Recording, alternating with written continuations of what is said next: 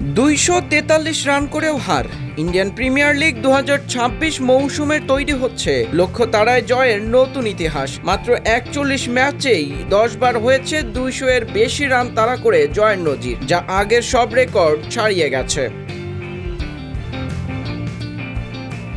ওয়াংখেড়ে স্টেডিয়ামে আগে ব্যাট করে মুম্বাই ইন্ডিয়ান্স তোলে 5 উইকেটে 243 রান, যা এই মাঠে টি-20-র প্রথম ইনিংসের সর্বোচ্চ। এই ইনিংসের নায়ক রায়ান রিকেলটন করেন 55 বলে 123 রান। মাত্র 44 বলেই শতক পূর্ণ করে গড়েন মুম্বাইয়ের দ্রুততম সেঞ্চুরির রেকর্ড। কিন্তু এরপরে শুরু হয় আসল নাটক। লক্ষ্য তাড়ায় নামে সানরাইজার্স হায়দ্রাবাদ, আর শুরু থেকেই ঝড় তোলেন ট্রাভিস হেড ও অভিষেক শর্মা। পাওয়ার প্লেতেই